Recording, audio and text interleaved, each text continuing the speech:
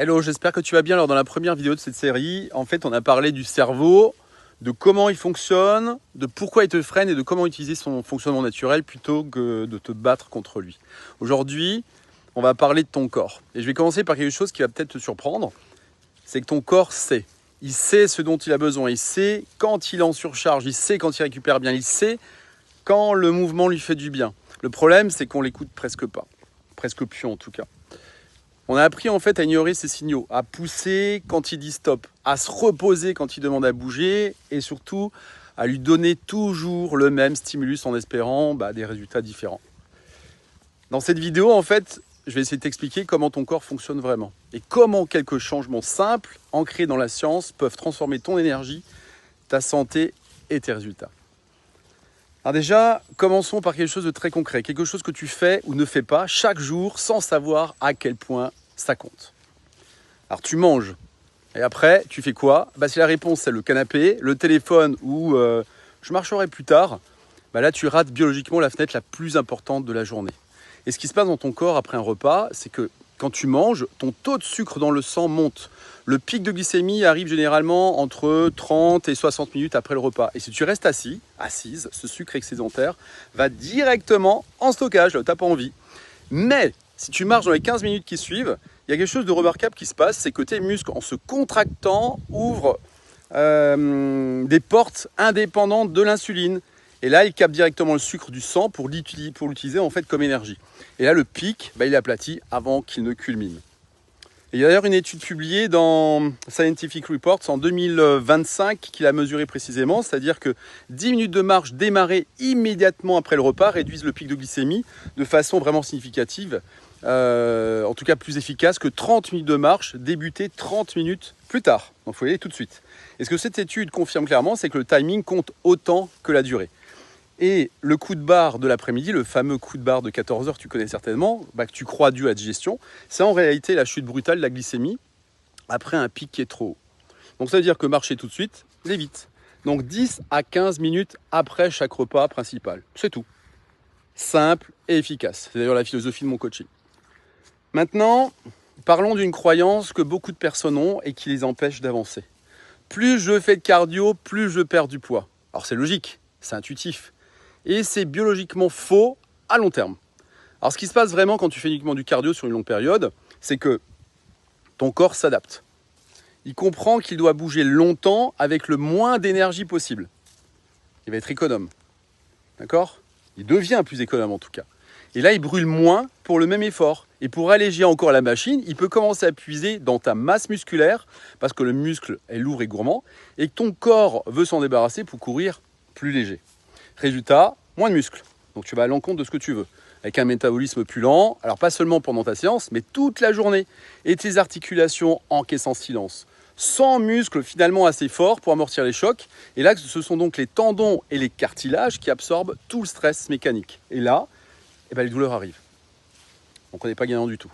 Donc la solution, évidemment, c'est pas de faire moins de cardio, c'est d'y ajouter de la force.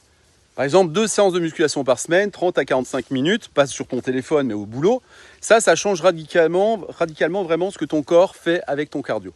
D'ailleurs, il y a encore une fois une étude publiée c'était dans Sport Medicine, qui a analysé 24 études portant sur, je crois que c'était 500 sportifs, et qui ont confirmé, cette étude elle a confirmé en fait que la musculation améliore la performance en endurance sans affecter négativement la capacité cardio-pulmonaire. Donc des muscles forts protègent tes articulations. Ton métabolisme s'accélère au repos et ton cardio devient enfin ce qu'il devrait être, c'est-à-dire un outil qui progresse, pas un piège qui stagne.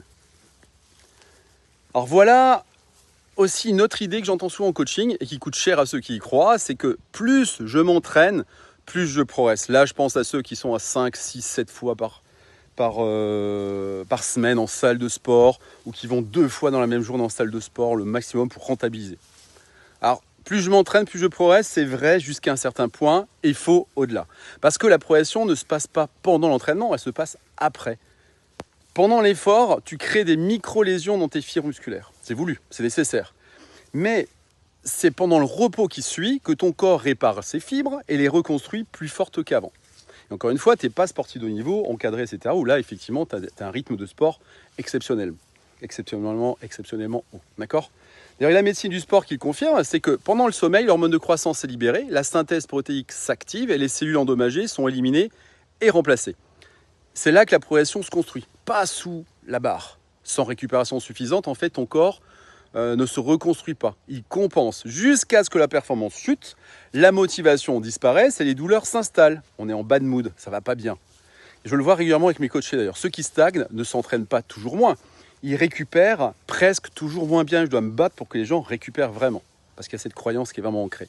Donc dis-toi vraiment que la récupération, ce n'est pas du temps perdu, c'est de l'entraînement invisible.